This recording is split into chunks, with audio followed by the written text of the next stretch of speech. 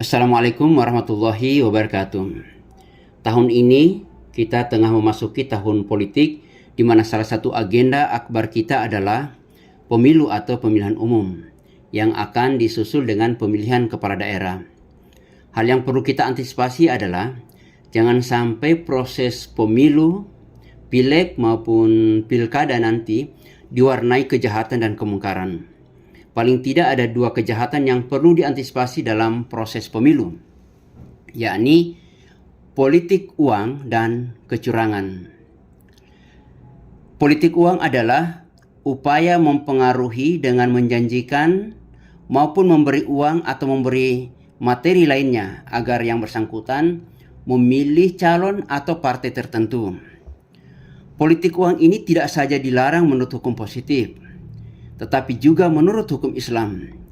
Politik uang tergolong tindakan riswah atau sogok atau suap yang sangat dilarang. Dalam hal ini Rasulullah SAW bersabda, "La'ana Rasulullah SAW ar-rashi wal murtashi wal rais, yakni alladhi yamsi bainahuma," rawahu Ahmad. Artinya, Rasulullah SAW melaknat orang yang menyuap, penerima suap, dan mereka yang menjadi perantara suap. Hadis riwayat Ahmad dan Tirmizi. Dalam riwayat lain disebutkan, ar-rashi wal murtashi finnar, pemberi dan penerima suap tempatnya di dalam neraka. Hadis riwayat At-Tabrani. Nah, kita sangat berharap agar pemilu nanti tidak diwarnai dengan politik uang, sogok menyogok, serangan fajar, atau apapun namanya.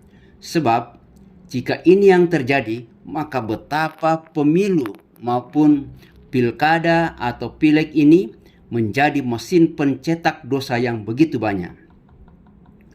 Dosa kedua dalam pemilu yang patut diwaspadai adalah kecurangan, yakni perbuatan dengan sengaja mengurangi atau menambah suara pada caleg atau paslon tertentu.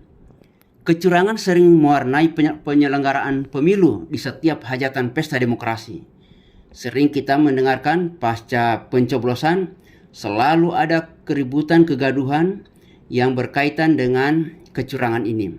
Nah, perbuatan ini sangat potensial dilakukan oleh oknum-oknum penyelenggara pemilu mulai dari tingkat TPS hingga penghitungan suara di tingkat pusat. Telah kita maklumi bahwa perbuatan curang adalah suatu kezaliman, hal yang sangat dilarang dalam Islam.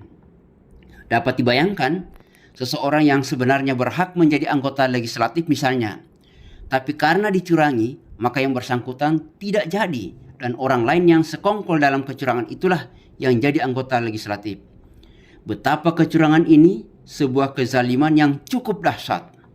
Maka pantaslah jika Allah Subhanahu wa Ta'ala menyiapkan kapling khusus di neraka bagi mereka yang terlibat dalam kecurangan, yakni neraka wail. Sebagaimana firman Allah dalam surat Al-Mutaffifin ayat 1.